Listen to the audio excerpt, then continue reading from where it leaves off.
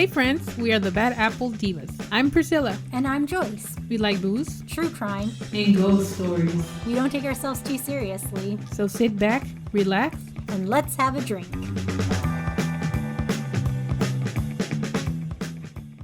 Well, hello guys to the third episode of Bad Apple Divas. We didn't think we'd make it this far, but here we are. That's so sad. So this week's topic is actually supernatural, and it's going to be Joyce's turn to tell me a story that I haven't heard. Yeah, what a story it is. It's from the No Sleep Reddit. It's an older story, so hopefully some of you listeners haven't heard it or haven't heard it in a while, and we can discuss this. I know Priscilla hasn't heard of it. Today we are drinking some of that grape juice, that stuff that Jesus turned water from or water into. That nasty wine, stuff. That dank grape juice. Should we have a little cheersies? We can have a little cheers, but I mean, don't drop it because, wine stains. Well, cheers, Priscilla. Okay, let's cheers. Oh, God. I thought you like wine. I like wine enough, but, yeah, it's wine. It's well, grape you juice. like it more when I add a little fruit in there. I like Priscilla makes the best sangrias, that's for sure. I love your sangrias. You might be biased, but okay, I'll take it. No, I'm not biased. It's some good sangria, okay? One day we'll make it enough for you guys. Yeah, one day maybe if we get 500 followers, you get Priscilla's sangria recipe. Or we'll deliver sangria ourselves. No, what the? What if they're in Alaska? What are you gonna do now then? Well, I'd be surprised if we reach Alaska. Anyways, I'm really negative, as you can notice. That's kind of depressing, but okay. Okay, let's start with your story. All right, so this story comes from Reddit. It's a 3-year-old story from Saint Entropy, and it's called "Grandma's Light is Always On." Oh shit! This isn't a part of the story, but don't we love grandmas? We love grandmas, right? Yeah, we love grandmas. All right, put it out there. We love grandmas. All right, let's get into it. In one corner of my grandma's living room stood a lamp that was almost never turned off. She would change the bulb every week like clockwork, waiting until the afternoon sunlight poured through the windows and filled the room. Even then, she hurried, holding her breath until the deed was done and the lamp was back on. I would ask her about it once in a while. Each time, she would smile, toss on my hair, and promptly change the subject. I didn't learn the truth until I was 13, the first time I turned off the lamp. Spooky. Spooky. I just wanted to see what would happen. Grandma screamed when she walked into the darkened living room, a plate of cookies falling from her hands and crashing onto the floor. I could hear her praying under her breath as she raced to turn the light back on. Tears were shining in her eyes when she turned to me, her lips pressed thin. Without warning, she slapped me hard across the face. Grandma never had so much as raised her voice before, and I was too shocked to even cry. She cried enough for the both of us, gathering me up in her arms and begging me for forgiveness. With her face buried in my shoulder, she finally told me about the lamp. Well, I mean, that person is lucky because I think all of our grandmas have slapped us or something. I don't know about you, but my grandma never slapped me. Actually, yeah, I think my grandma never slapped me, but I have this idea that she did, so I'm scared of her. If my grandma slapped me, she would probably send me to the next dimension because she has some, long ass nails. Oh my god. She has some claws, man. She would blind me or something. Anyways, it was a ghost light, she said. Ever since she and my grandpa had bought the house, back when they first arrived in America, the spirits of the dead had plagued her. Only when her burden threatened to drive her mad did she seek Grandpa for help. She had expected him to laugh her out of the house, but he had surprised her by nodding gravely. It was he who had first lit the ghost light, and as long as that beacon burned through the darkness, she had never seen another spirit. I stopped visiting my grandma after that. It started gradually at first, missing a day here and there, but by the time I received news of her death, I hadn't seen her for over 10 years. As her only living relative, I shouldn't have been surprised when I inherited the house. Yet as I sat in the lawyer's office, listening to him read her will, I was speechless. I had a difficult time paying attention after that, absorbed as I was with the business of remembering. So much love had filled those walls, so many happy memories. As I thought of my tiny sterile apartment in the city, I quickly made my decision. What do you think he did? I don't know, but I'm intrigued. I was almost overwhelmed by emotion as I walked through the front door. Everything looked exactly as I remember from my childhood. Houseplants still cluttered the windowsills, decorative bird plates still hung on the walls, and the ghost light still burned in the living room. Seeing the old lamp sent chills down my spine. I froze in my tracks, the smile fading from my lips, and I couldn't help but think the night my grandma had slapped me so many years ago. I had told my mom about the ghost light the next day, but she had dismissed it as a simple old world superstition. It was the same way when she was growing up, she told me, and I shouldn't worry about it. Still, I couldn't shake the conviction that I had finally seen the true depths of my grandma's lunacy. I ran my fingers through the fringe on my lampshade as I thought, a bloom of sadness darkening my Why did we drink? All right. Restart that paragraph. Yeah, I can do it. Okay.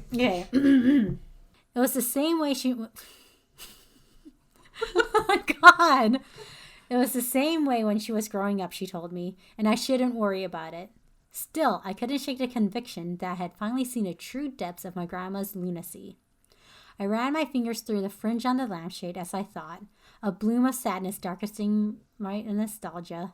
Sighing heavily, I turned the ghost light off with a decisive click.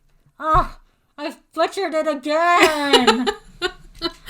I ran my fingers through the fringe on the lampshade as I thought, a bloom of sadness darkening my nostalgia. Sighing heavily, I turned the ghost light off with a decisive click. Something woke me up later that night. I lay in bed listening to the darkness until I heard a scratching coming from the living room. Rats were the last thing I wanted to deal with at the moment, and I rolled over with a groan, determined to ignore it until the morning. The scratching continued intermittently, constantly jerking me from the edge of sleep, and I finally had enough. I threw the blankets off me and stormed into the hall.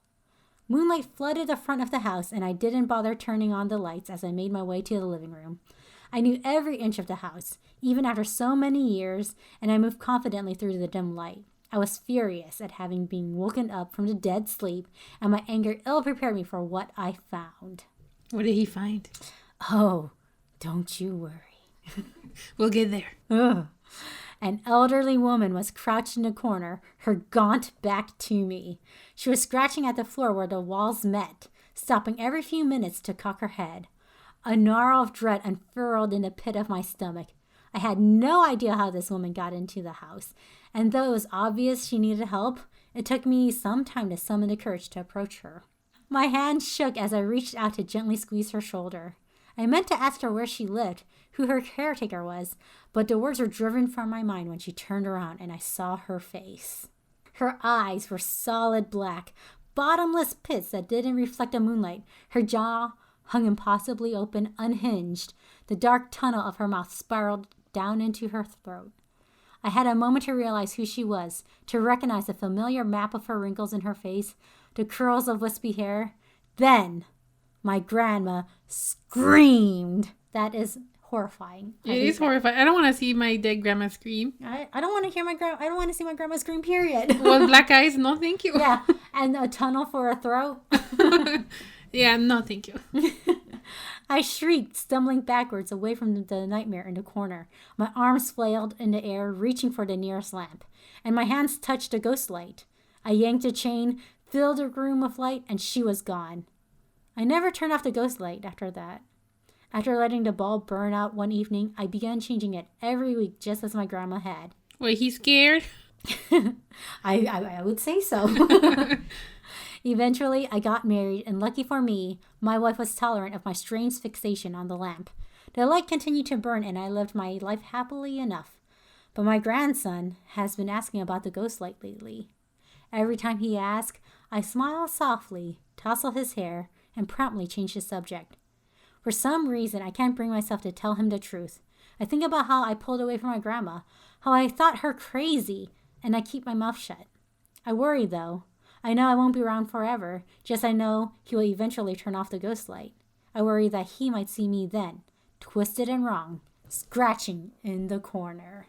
You should slap the grandson too, you know? So he's like, I'm not going to close it near there. One day he might slap the grandson like... So that's the story. What do you think, Priscilla? Well, that's like sounds more of a curse. You know what? Change out the bulb with an LED. It'll save you quite a bit on your electricity bill. That's what I have to say. Or why don't you open the ceiling somehow and then you have like daylight every day? But if it's nighttime, it's going to still be dark. That's true.